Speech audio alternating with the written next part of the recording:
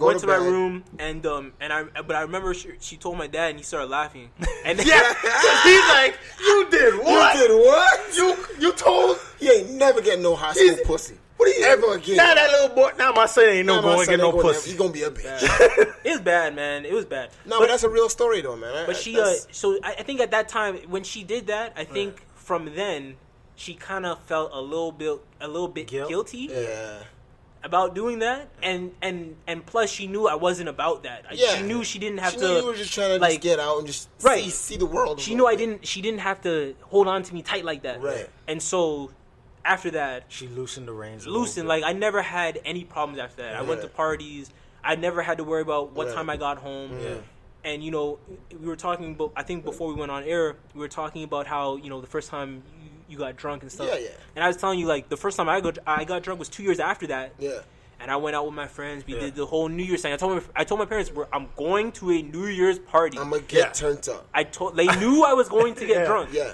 I had, and the first time you're drinking, you drink this, everything. You drink that, you drink everything, whatever. Just mess it up. If it's alcohol, give it to me. Give it to me now. And me and my friends, we walked to the party. We walked back. I got back home. Everything's fine. I get back home. My parents are having a party of their own. I'm drinking so some more. Drinking some more. Right? They're drinking wine. They're old, so I started drinking some wine.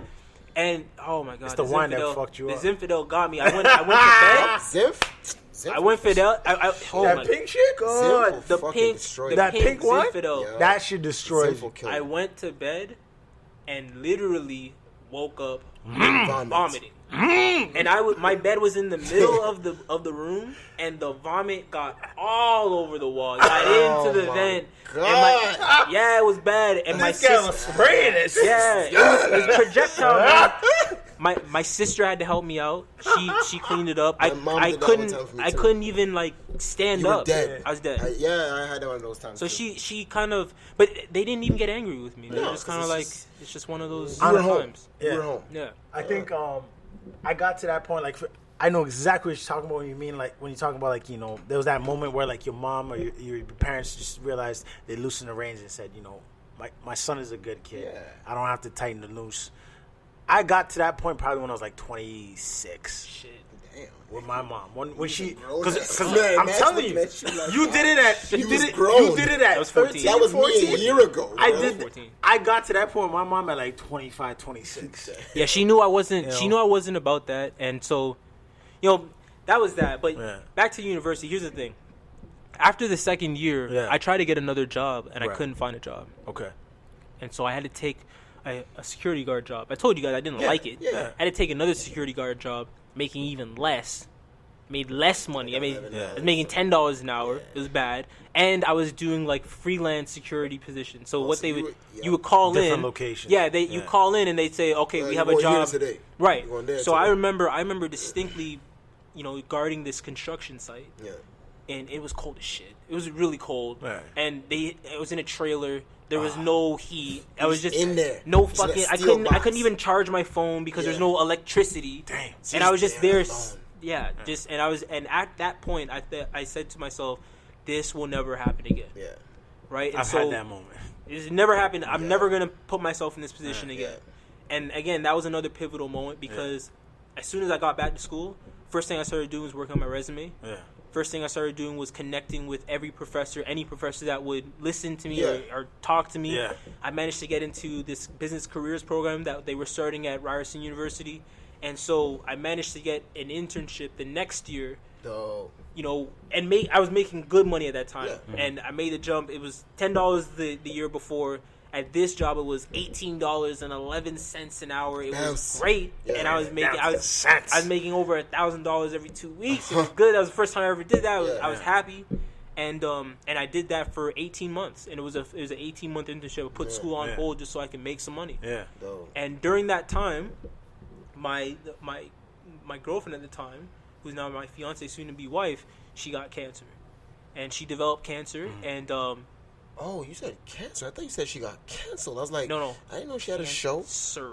What kind of cancer? It was kidney cancer at the time, and she developed that. And this is while you were working 18 months at the new gig. Yeah, we were as soon as I started actually, and she had to go through treatment. She did She did a surgery where they took out a portion of her kidney, the cancerous part, and a little bit extra. And I had to like watch her go through that, and that was a hard time because it was kind of still the start. But by the time that happened, we were already so solid that we kind of. So that was she's been your wife forever. Yeah, I mean, after going through that, there's no way you can ever. Yeah, we got through it, and she hasn't had any reoccurrence, so that's Hallelujah. good. Yeah, good. but that's dope. That's when good. she kind of got back healthy, she started working as a consultant. She started her own consulting business, and she started consulting to the government, and she started making a lot of money. Yeah. And I was making a good sum of money. Yeah. And so, we were together, maybe 20 years old at the time, and we were making the equivalent of like a grown person's wage. Yeah. She was making well over $100,000. Yeah. I was making, somewhere close to like 50, but what? Yeah. Like, but it's more money than you ever made. Right. It was still like I was living with my parents. We're both living with our parents. That's all the money that I got was your like pocketing it. Pocket money, right? Yeah. So we were together. We were doing well, and graduated. And because of what I did prior, working at doing that internship, I was able to get a job working at a very reputable international consulting firm, and I did that for a while. I loved it for the first like 3 months, and then I hated it. Is that Accenture? Yeah. Yeah. I hated it. Yeah. Hated it. I know exactly what you mean. It just didn't do anything for me. Yeah. You didn't feel motivated. No, man. The first month, I literally became a job. It became a job. Yeah. It became a job, and I hated it. Yeah. And the first month, they took us down to Chicago to do like some trainings. Took us down to the Chicago area, and like all expense paid. We had dorms and stuff, and, right? So I met a lot of guys from the United States. A lot of black guys from the United States that were there doing training. We were all kind of like a little bit close. We still kind of keep in touch. And as I was working at Accenture, so they bring us together for training, and then we go off to our various spots. So I went to Toronto. One of my friends went to Georgia. One of my friends, they just go off and do their projects, right? But we connect like over like Google and stuff. Like we send messages back and forth. And one of my friends was like, "Yeah, man, I fucking hate this shit too." Like, straight up. Yeah, like, and he told me like, "Hey, you need to listen to this book, right? You need to read this book." And I was like, "Fucking nigga, I ain't gonna read shit." So like, does it have an audio book? Put that shit on my iPod, nigga. Yeah, like, so, audio joint. Yeah, so he sent me the YouTube link. I started listening to this book, and it was about this guy who managed to eke out a living doing stuff that he loved. Right. And he never did anything that felt like work. Yeah. And it talked about his journey from what's the name of that? It was the 4-Hour Work Week. Okay. Oh, you told me about that. I the 4-Hour Work Week. That's actually continue, please. Yeah, I've heard about this. Yeah, it was 4-Hour Work Week. That book came out in 2010, I think. It was a long time ago that this book came out. But so I listened to the whole book, and what I got out of that book was that you don't need to capture 20% of the market in order to make a living. Find a formula that works. Yeah. Work the formula. And milk the shit out of it. Right? Work like literally just work the formula and make your money. And so, I was working at Accenture. I was doing this like this I'd have projects here and there, whatever. Yeah. And I was thinking to myself, like, what do I love to do? Like what is it that like I could do? I would do it, not get paid for it, and yet still come back and feel satisfied. Yeah. And I thought to myself, I've always had the urge to be a teacher, but the money was not right, and the times were not right. But I would love to be a personal trainer. I'd love to be in the fitness industry, and so I looked into possibly working at a gym part time, and I was looking at like what they were paying, and I was like, that's just not worth it. No. I'm not gonna this just doesn't make any sense to leave a job where I was making at the time I was making upwards of 60, so they would give me 60 plus like a little bit of a bonus. Bonuses, I'm saying the numbers because I want people to understand. Absolutely. And like I said, I want my future children. I want my nephew. I want him to understand the type of money that I was making. So at age 23, it was 60 plus the bonus. At 23, you're making 60 grand. At 23, it was 60 plus the bonus. Are you listening, people? And like I said, the girl that I was with, or the girl that I'm now with, she was at the time making well over 100. And she was 23. And we were the same age. 23. 23, 22. So we're talking So about at 22, so we started going 22, out 23-year-olds, right, making well over 150 grand together. Yes, together. And like I said, when we started going out, we were 18. Yeah. We were engaged by the time we were 22. And I'm not gonna lie, I spent a lot of money on a ring, and a lot of my bonus went towards the ring. And it was worth it, absolutely worth it. But the only reason I was able to do that was because she looked at me and she's like, you know, she knows her worth. Yeah. So she'll say something like, "No, I deserve that. Like that's thank you. That's what I'm gonna get. Thank you." So for me, it's like, all right, I gotta set my game up. Yeah, absolutely. Because if she's saying, you know, for me, I know I deserve this. Then I know it's very easy for me to now know, all right, I have to set my game up and make sure that I can make sure. No, I'm not going to get a car. Absolutely. I don't need a car. What I need to do is I need to make sure I get this ring. I need to make sure that I have this hard conversation with her parents. Mm-hmm. I need to make sure that we can move out. Right. And so by the time 23 rolled around, we moved out. We were living in the heart of downtown, and we were doing our thing, right? Yeah. But I was I just wasn't happy because for 10 hours a day, I had to go work at this place that I you didn't want to be hated. with. Yeah. Like, I really hated Facts. I remember that. And it was 7 days a week.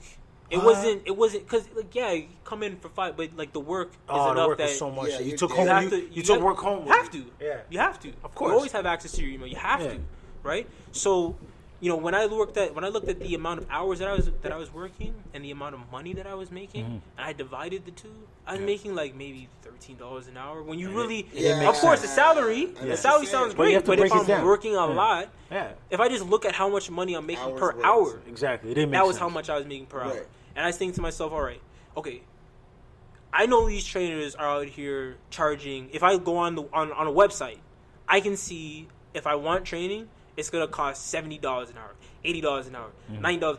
For a guy that's like, he'll maybe take away 20 to 25 from the trainers I've spoken to. If they're lucky. So why don't I just go to them, charge my clients less, and I take 100. I don't need to split the 80 with the gym. Yeah. So I just started doing that. I thought to myself, okay, well, where am I going to train? I live downtown. I have a gym in my building. I can see the gym in this building. Yeah. So let me just go into this building and lay down flyers, and the rest was history. Like I connected with one of the guys working at the firm. His wife worked at a printing shop. I downloaded a template from Google that I typed in best fitness flyer. Yeah. I downloaded a template.